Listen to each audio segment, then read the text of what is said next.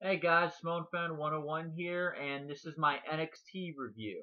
Now, last night or yesterday, whatever, I watched NXT, the Cruiserweight Classic, and Lucha Underground. I actually watched Lucha Underground just this morning. Because there's only 1 hour shows, the reviews will be very short. So this is my NXT review. Let's just get right to it. We started out the show with a tag team match with TM61, which was Shane Miller. Not Shane Miller. Shane Thorne and Nick Miller, I believe. You know the team. They were also TMDK in Japan, and they were facing off against Cruiserweight Classic competitors Tony Nese and I was about to say Daivari, like from Lucha Underground. No, Ariya Daivari. Which I think is actually Daivari's brother, or the former WWE Daivari's brother. They had a quick 9-minute match, but it was a good match for what it was worth. I had a lot of fun watching it. I thought it was a fun match. It was only 9 minutes, so I can only give it like a short rating. But but they did some good stuff here in this match. So go check it out for an NXT match, but it's only 9 minutes. It was a good one. TM61 beat Nese and Daivari. I didn't expect anything less. They needed the win after losing to the Authors of Pain a couple weeks ago in NXT. We had an Asuka interview with Tom Phillips asking her questions. She would go in and out of English and English and Japanese because she is Japanese. She basically said that she respects Bayley, but she was the better woman and the more dominant female of NXT. She overthrown Bayley basically. And Tom Phillips basically asked, like, is there any woman now do you think that could possibly beat you? And Asuka's basically like, hey, in so many words, first in Japanese, but then in English, like, hey, nobody's ready to beat me. Which is true. That's actually pretty true. Like, let's look at the women on that roster. Liv Morgan? No. Billie Kay? No. Ember Moon just debuted, so give her a little bit of time. So yeah, they need to revamp that women's roster.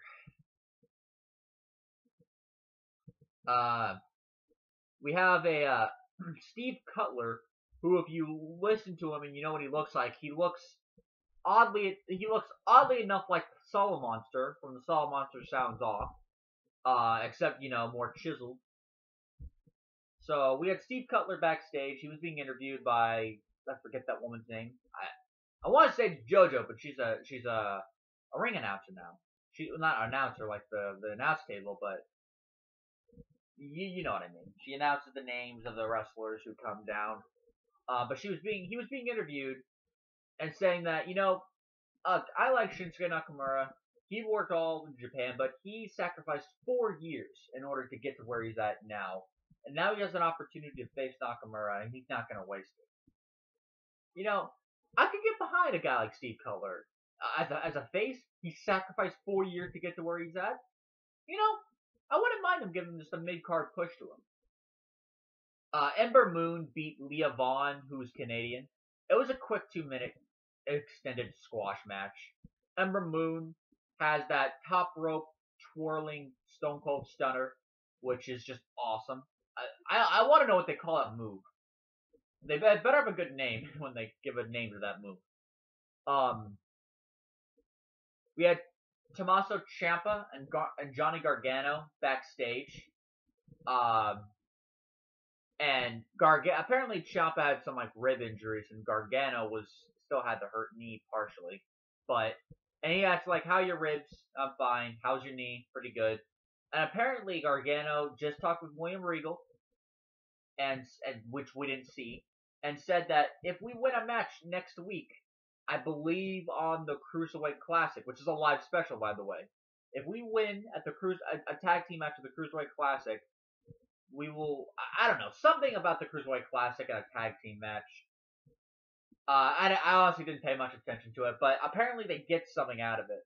So, this to me is is the start ever since Takeover in the Cruiserweight Classic. Is the start of a slow build towards a feud between Johnny Gargano and Tommaso Ciampa. I am convinced that Ciampa is going to turn heel on Gargano. Which that would be an awesome match because they're already great performers on their own. Austin Aries and Andrade Cien Almas had a match. This was also a good match. Basically, they flip-flop opponents because next week we're going to see Bobby Roode against No Way Jose, and he better not use the Glorious Bomb, which is basically a pump handle slam. And pretty fucking far from glorious, I must say. You go back to using the Roode Bomb. That's a glorious bomb. That has some hype to it. So Austin Aries beat Andrade Cien Almas. Good match here. Nice little match here. But my problem is that Andrade Almas has little to no momentum and little to no direction, I might add. I mean, look, he's a great performer. I'm not going to deny that. I've seen his matches as La Sombra. His unmasking match with that one guy, I forget his name. That was an absolutely amazing match. That was like about as great as a match as you can get without being 5 stars. It was like close to it, or it was in that 4.5, 4 3/4 star range. It was awesome. So, and the Soul Monster said this on his podcast, and I agree. They got to put the mask back on. Hold on a second, I'll be right back. Yeah, Mom?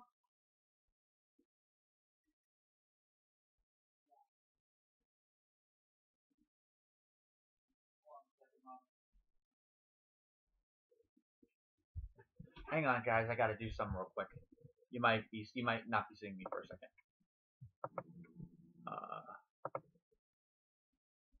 Stay, and then leave. Sorry about that.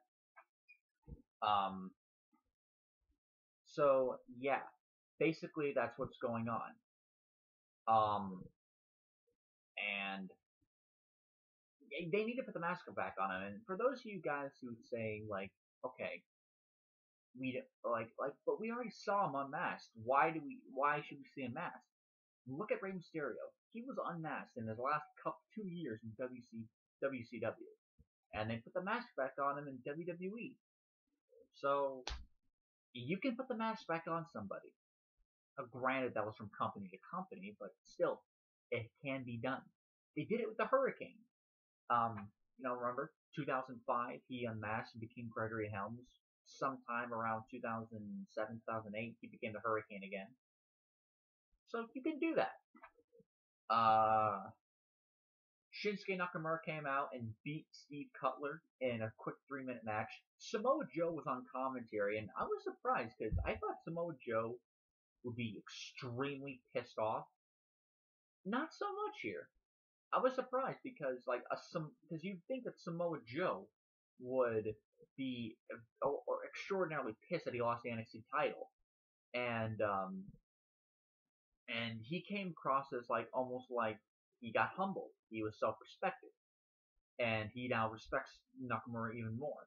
He's not as mad, and he didn't act like a heel because he was on commentary with Tom Phillips and I forget his name, Corey Graves, and he wasn't acting like a heel here. He was almost acting like a guy who was soundly defeated and he got humbled. I'm predicting there's going to be another takeover match between the two for the title, probably with a stipulation. But I don't think. And this may be the direction. Either two things are happening here. One, Samoa Joe's playing possum. He's going to turn heel and haul ass on Shinsuke Nakamura. Or two, Joe's got humbled. He's going to face Nakamura as a babyface, and is probably going to be promoted to the main roster as a babyface. Which if that happens, more power to him. He deserves it. He can work both heel and babyface, although personally I think he works better as a monster heel, but he works really good as a face too. With that, and that was it. This is a decent episode of NXT. Had 2 good matches, had a surprisingly new attitude from Samoa Joe, had a showcase match both the new with both the new champion Shinsuke Nakamura and the new and a new female wrestler in Ember Moon, and of course slowly but surely building up a breakup between Johnny Gargano and Tommaso Ciampa. So, and of course the Asuka interview. It was a decent episode of NXT. Nothing great happened here, but it's starting to build. So it was a good episode of NXT. With that said, guys, stay tuned for my Cruiserweight Classic review. Until next time, guys, I will see you later.